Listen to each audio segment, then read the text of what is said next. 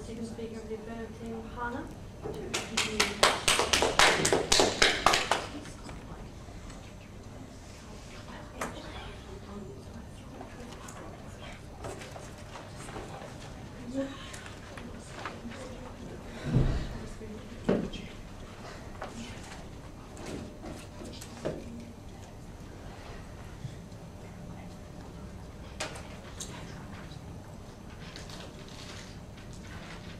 Ladies and gentlemen, on the negative side of the house, on the affirmative side of the house, we find it concerning that the negative team can get up and completely ignore the part of the motion that says contributions to the Pacific, and by and large ignore the part of the motion that says matching China's influence, and look solely essentially at the question of whether sanctions are going to work better than money in places like Fiji and Tonga. So the first thing I'm going to do for you today is go over again Alec's point about why the West has a massive moral imperative to aid the Pacific, which isn't being met currently and will be met more if we match China's donations. And secondly, I'm going to go over the point about why it's a good thing as a whole to have political influence in the West. And then I'm really going to look at cases like Fiji and Tonga and show you why, for the sake of effecting change in these nations, aid from the West needs to happen. For the sake of effecting better political situations where we don't have sort of this demonisation of the West who don't care about us, where we don't have China being the only sort of example of someone willing to help them, why it's going to benefit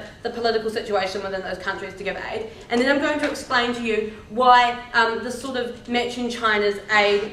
in the Pacific is going to be good for the West in terms of immigration, and it's going to be good for the West in terms of political influence in a fairly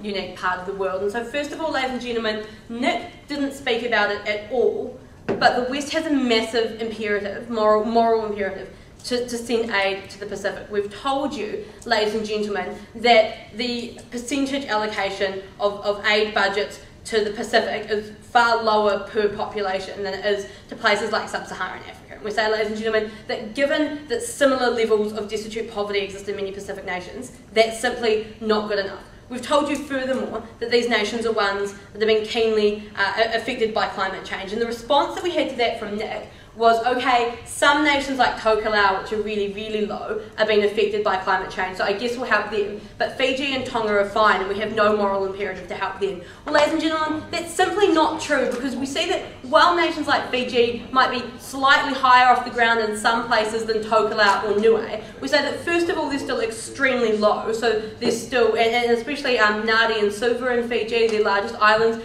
are incredibly low. We say that when Alec talks about weather cycles changing and seasonal storms and things, we say that that still applies in Fiji and Tonga. We say that when you look at things like seawater rise affecting freshwater supplies on islands because salt water replaces it, we say that it's not good enough to be like, oh well, Fiji and Tonga, sorry, you're a little bit higher off the ground than Niue, so we don't really care about your freshwater reserves. We say that there's absolutely climate damage being done to these islands, and so that same moral imperative that the West has to aid other islands who are suffering as a consequence of their industrialisation and fossil fuel sort of addiction applies equally to Fiji and Tonga. It's not good enough to just say that we don't have that moral imperative because of climate change. We say that, ladies and gentlemen, the argument then comes down to whether we're going to do more harm to Fiji and Tonga by putting aid into them. Whether putting aid in and essentially in the idea of the negative team, propping up these corrupt institutions is actually going to cause more harm. And we say that, first of all, ladies and gentlemen, we showed you at first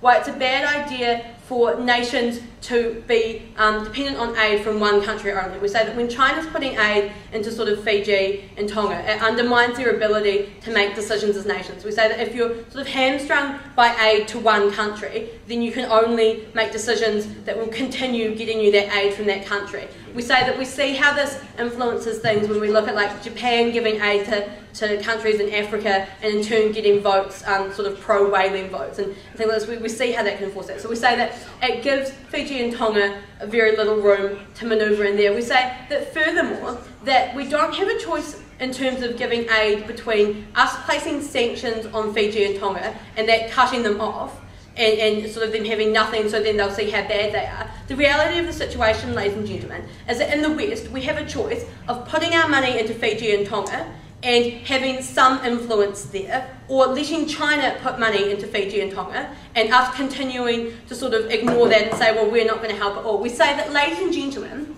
it's far, far worse politically to have one country that has a terrible record for human rights, that has a terrible record for trying to influence the politics of other nations, to be the only ones putting money into this. And we say that this occurs on several levels. We say that first of all, it gives China that political influence. But secondly, we say is that what it gives leaders like Bainimarama and what it gives leaders like the monarchy in Tonga the ability to do is say, look, the West were helping us out, but now they don't care. Look, the West have no desire to help us, and really sort of demonise the West and further undermine our ability to actually have any positive effect on these states. So we say that, ladies and gentlemen, politically, it's not really a very good idea. And we say that furthermore to that, on the idea that Nick raised around sanctions, around giving aid, and the only thing it will ever do is sort of prop up the government. Well, ladies and gentlemen, we say that while in nations where there's a corrupt government system, we can't guarantee that 100% of the money we give is going to go to school and none of it will benefit the government.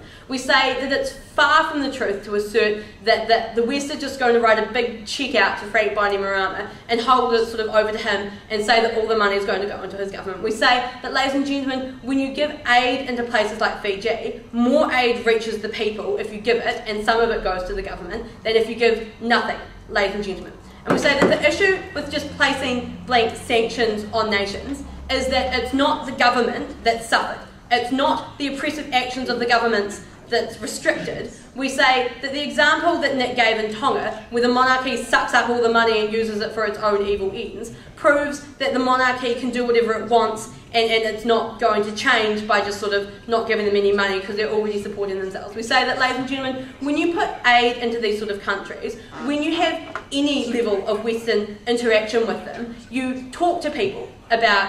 how things are different in the West, or you get in and you have aid workers working in these countries, ladies and gentlemen, who can help report on things that are happening. We say that this sort of influence is really, really critical and can't be achieved if we simply don't give any money at all ever to Fiji or Tonga and just hope that eventually the leaders will get bored and sort of come to the talking table. So we say that, ladies and gentlemen, there's real reasons why sanctions just don't actually work to create political change there. And then, in terms of why this move is actually really good for the West as well, we say that what Alec talked about at first, about the nature of the Pacific, meaning that there's a lot of immigrants coming from the Pacific into Western countries, particularly Australia and New Zealand, means that we do have a real interest, and especially from places like Fiji as well, we do have a real interest in improving the education standards. We do have a real interest in improving the skills that they possess, ladies and gentlemen, because if we're going to be